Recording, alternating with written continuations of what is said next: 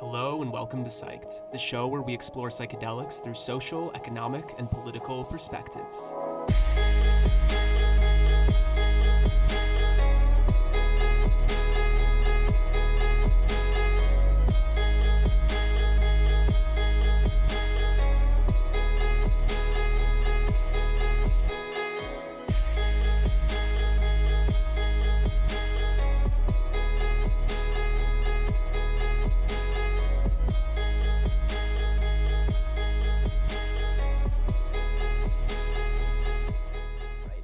Let's introduce our next speaker.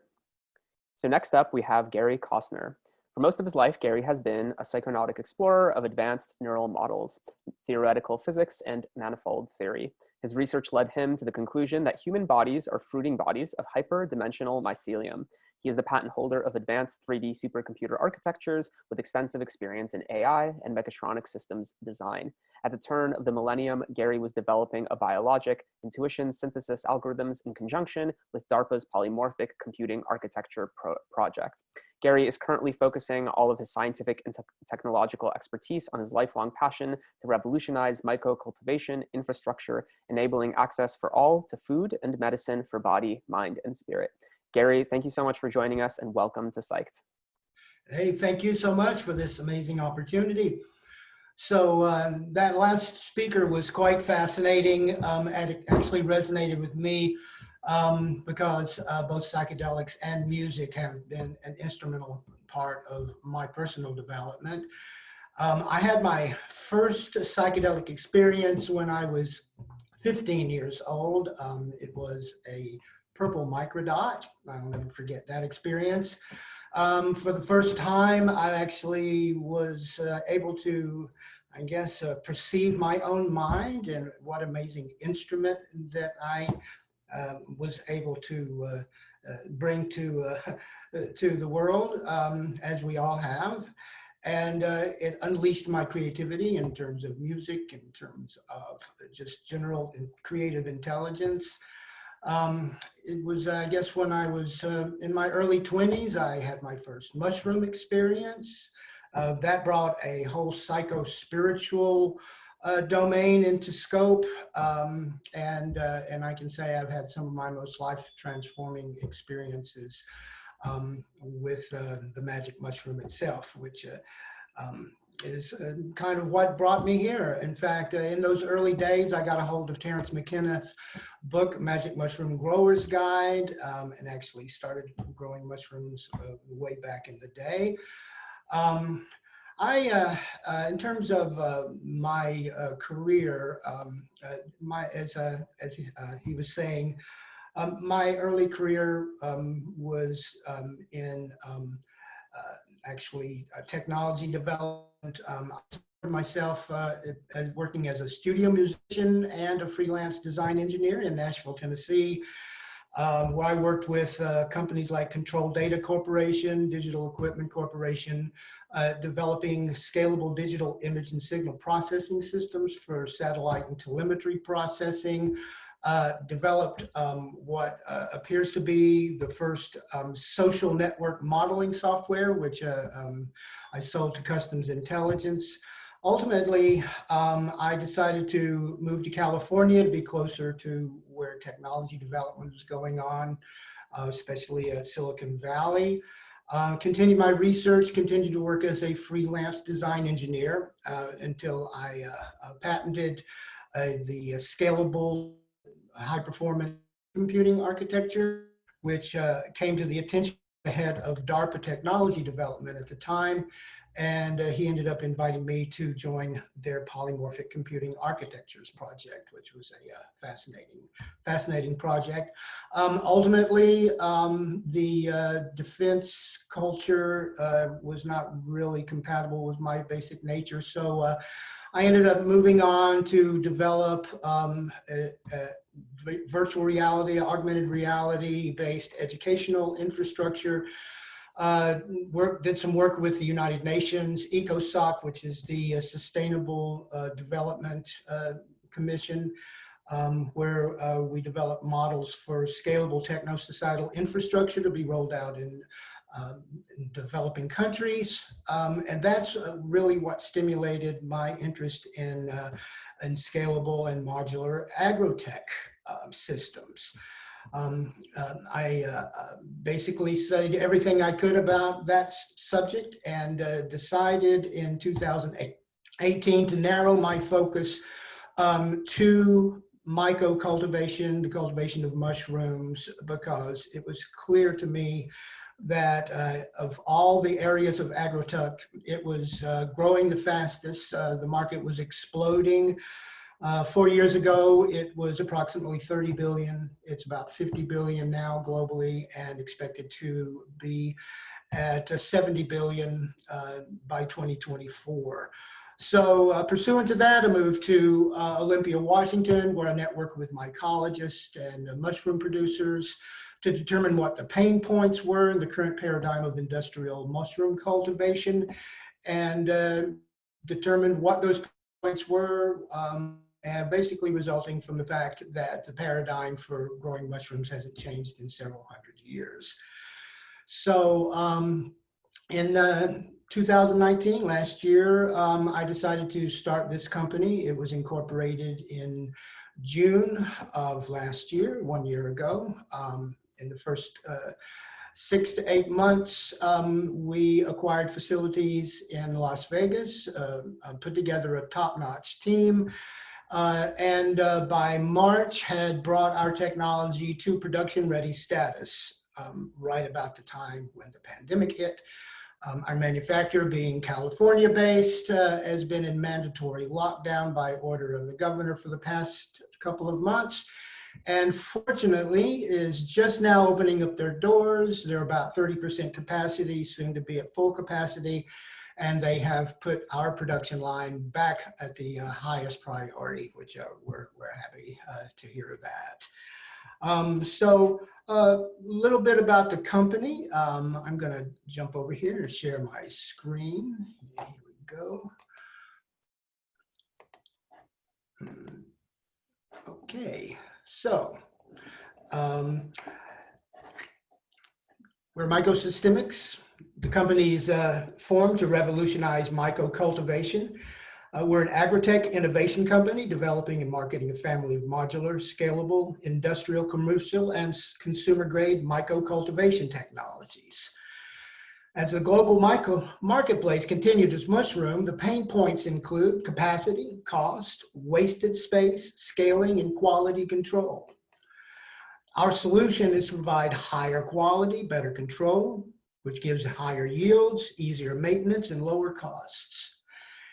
Reason that we're doing this now is because of the explosive adoption of mushrooms for their high nutritional value, breakthrough therapy designation being granted to psilocybin by the FDA, an epidemic of mental health issues, accelerating regulatory changes and decriminalization, and psychedelics are the next breakthrough billion-dollar business.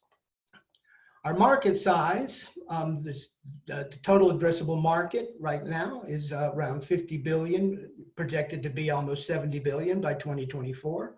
Our served addressable market, about half of that, is estimated to be 35 billion US in approximately 3 years. And in 3 years, the serviceable attainable market is expected to be about 3% of the SAM. That's going to be about $1 billion in 2024. Our mycoplex cultivation infrastructure, built with Mycotech, provides microclimating, pre-harvest dehydration, growth cycle automation, intelligent monitoring, AI, machine learning, easy retrofitting, robotic cultivation. It's modular, scalable, compact, cost-efficient, turnkey, automated, and provides high yield. And here we see our 3 flagship products. We're coming out right now, in fact, going into production as we speak on the Myco Mod. It provides 4 square feet of grow area. Our second generation product, expected to come out in 6 to 8 months, is our Myco Mega, which has 56 square feet of grow area per unit. And finally, our massively scalable industrial MycoMax tower, boasting 1,000 square feet of grow area, and you just cascade adjacent units to fill out any level of industrial scale grow that you would desire. The MycoMod, 4 square feet of cultivation area. It provides 16 pounds of wet product or 1 1/4 pounds of dry product per 6 weeks harvest cycle, and it provides a set it and forget it operation. Here we see the MycoPod cultivation cartridge, which inserts into the main chassis. It is preloaded with substrate, pre-sterilized and pre-pasteurized, inoculation ready, has built-in sensors and camera with a real-time remote monitoring, which comes to a dashboard that you can access from your smartphone, tablet, from wherever you might be. Here are a couple of configurations utilizing the MycoMod system. At the top, we see a 4x6 MycoMod system providing 96 square feet of cultivation area, which will provide 256 pounds of wet product or 20.5 pounds of dry product per month. Here we see a higher configuration. This is more for industrial grows where you have higher ceilings. We've got them stacked 8 high. The 8x6 MycoMod system above has 192 square feet of cultivation area. Will provide 512 pounds per month of wet product or 41 pounds of dry product per month. And below we see 4 times that, which gives you, and this fits inside of a 1,000 square foot area. It provides up to 2,048 pounds of wet product or 164 pounds of dry product per month. Here we see the MegaMod system. Now this is a 1.5 meter cube unit, so it's pretty good size, specifically for large-scale commercial and industrial applications. 1 unit will provide 150 pounds of dry product or 12 pounds of dry product per month.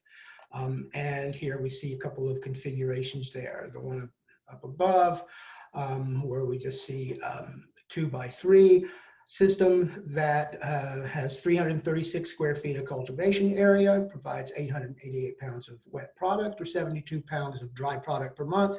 And below we see 6 of those put together. And once again, this right there will fit inside of a 1,000 square foot area and provide 5,328 pounds of wet product or 428 pounds of dry product per month.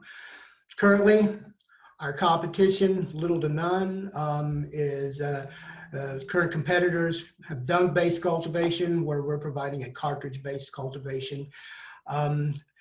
Current, especially in the world of psilocybin, which we're finding a great deal of interest from psilocybin growers in our technology, are using storage containers with primitive environmental controls, while we're utilizing cutting-edge environmental control technology. The current paradigm, rooms of shelves filled with grow bags or trays, and we utilize an advanced industrial myco-cultivation infrastructure. What we provide that our competition does not is precise control of the environment, superior contamination containment, low labor for setup and harvesting. We require little to no monitoring, as it has a modular systemic architecture, up to 4 times greater yield in the same amount of space, immunity from climate variations, integrated dehydration, ease of automation and robotics, integral AI and machine learning, and we're tracking and analysis using a blockchain-based data store. Our business model basically is distribution channels and revenue sources. Our distribution channels are do-it-yourself growers, bulk growers, processors, derivative formulators, therapeutic program facilitators, government institutional research facility, and restaurants and grocery stores. Our revenue sources are direct to consumer, wholesale distribution, joint ventures, and recurring revenue from mycopods and megapods. The megapods are the cartridges, think ink cartridges. Our value proposition basically boils down to increased profitability. We can save 235% from labor savings, 25% from eliminating discardants such as a suboptimal product or contaminated product, 15% higher yields, and this gives an overall 275% increase in profitability, bringing profitability from an average of 33 cents per dollar of revenue without Mycoplex up to 90 cents per dollar of revenue with Mycoplex. Our timeline, this is a good opportunity to give an idea of where we've been and where we're going. As I was saying earlier, we were incorporated in June of last year. By March, we were ready for production with our top-notch team. We're going into production right now with our Myco systems.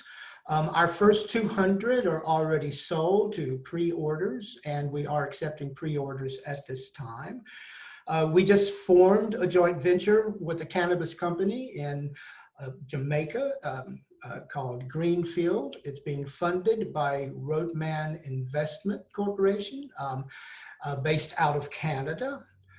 We have other joint ventures that are in the works, as well as a possibility of franchise on all the islands of Hawaii. And we're working with an alliance partner, Biofibers Inc., and the Department of State to deploy a large agricultural infrastructure project in Kazakhstan.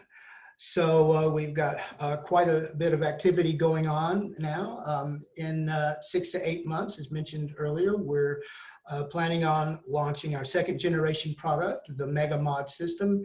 And in the third quarter of next year, we'll be launching the MycoMax industrial cultivation tower. This is our illustrious team. We have an amazing array of people for operations. We've got 2 qualified mycologists. One, William Goss, our Chief Technology Officer, ran North America's largest organic mushroom farm for 3 years, where they produced 450,000 pounds on average of mushrooms per week. So he's been very instrumental in making sure that our technology is the disruptive technology that he believes it is. Great marketing staff, CFO, we've got an amazingly brilliant Chief Information Officer, business development, sales, marketing. We've got 2 prominent attorneys that are on our team. Dr. Benjamin Zavina, for example, was the lead attorney on the landmark Supreme Court case with James Mooney, establishing rights to use psychedelics for ritual purposes. And so on and so forth. A great team. Our deck is available for review by any interested parties. We are currently in the middle of a fundraiser, a $2.5 million. It's via Safe Note, special purpose vehicle, with a $15 million valuation cap. Minimum investment is $25,000, converted at 20% discount, and we're basically using the funds for R&D, IP protection, and working capital. This is our revenue, profit, and EBITDA by quarters. As you can see, we begin to break even at the beginning of year 2, and by the end of year 3, we are in a very profitable position. And everyone on the team feels that these are actually very conservative projections. So that's pretty much it in terms of a description of the company. We can be reached via Simeon Snapper, Simeon @JLS Fund, or you can go to our website at www.myco-cultivation.com. myco-systemics.com. All righty. So, Thanks so much for that, Gary. We really yeah, appreciate it. yeah, Yeah, I'd love absolutely. to ask a couple questions. Me too. Yeah, so just kind of kicking it off, you know, you have this wealth of experience specifically in technology, and you found this incredible way of interfacing psychedelics and a variety of different technologies to really be able to contribute to the ecosystem in this way. What are some of the other technologies that you feel like need to be built for the psychedelic ecosystem to really be able to push it forward, and possibly even extending that question into certain blind spots that the industry currently has in regards to the technology that needs to be built? I personally think that the innovation that needs to be done at this point is more in terms of the delivery of the therapies and experiences that the previous presenter was talking about. Ways to make the experience more comfortable. For example, right now I notice in a 60/60 video that was shared by the Australian psychedelic group, showed them utilizing the mindfolds with headphones on, something I'm very familiar with. It's not really very comfortable, and sometimes the actual equipment itself can be rather distracting. I think there needs to be some experimentation with the flotation tanks, for example, and bringing these kinds of experiential enhancers into a more affordable realm. The research that the previous presenter was talking about in terms of integrating AI in music production and basically sensory feedback and the like to tailor the musical experience with the psychedelic experiencer, I think that's research that's really important, and things like that really need to continue. So in terms of the actual delivery, say production and delivery of psychedelics, I believe that the technology that we've developed pretty much covers all those bases. It's inexpensive, it's turnkey, it eliminates almost all of the labor and complexity from growing psilocybin. Our first product line, which we call prosumer version, covers everything from the grandmother who wants to grow mushrooms in her kitchen to someone who wants to produce an industrial scale production facility. So our real barriers at this point are in the legal gray areas, and the risks that people have to take in most parts of the country and in the world in order to produce and to deliver medicine to people who need it. So, so I applaud all the decriminalization movements that are going on. I think that it's probably on a faster track than cannabis was. Cannabis has still yet to be formally recognized as having any medical benefit by our government, whereas psilocybin has already been designated breakthrough therapy status for depression, and MDMA for PTSD. So I think that the psychedelic movement is trending very heavy, and in fact, I think that the psychedelic movement is probably our best, greatest hope for humanity, because a lot of the issues that we face are going to require a fundamental transformation of the human spirit, which we do know that psychedelics produce. And one example, for example, whereas we are hearing a lot about the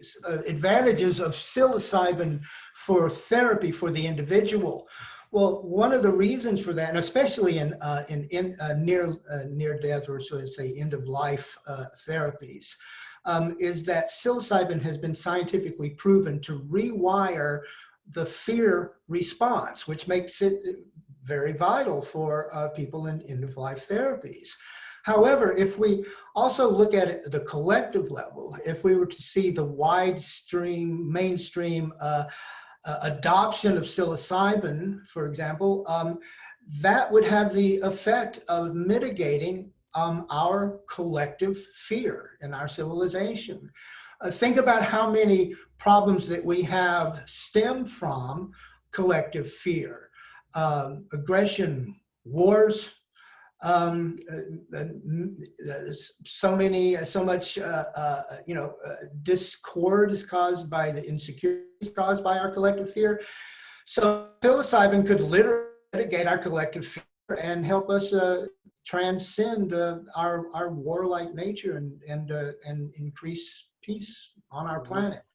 Definitely. So I think, yeah, no, that's really beautiful. I want to give the audience a chance to ask one question because we're running low on time, but how does Myco Systemics technology compete with China, the largest global manufacturer, exporter of medicinal mushrooms? Well, China is still utilizing the older techniques. Now, of course, they're having so many people in labor being so cheap there, does in effect provide a highly competitive proposition to Myco.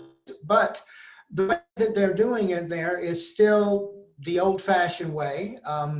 China could certainly benefit from utilizing the Mycoplex technology, but I think another thing is people, especially of late, are becoming more wary of the motivations of China, the quality control. We don't want mushrooms coming over here, which might have contaminants with heavy metals and other things, which actually have been found in some products coming from China and some Myco products coming from China. So, I think that that there is much demand globally for mushrooms produced in the United States, in Europe, and in areas other than China. Beautiful. Well, thank you so much, Gary, for coming on. We really appreciate you sharing your thoughts.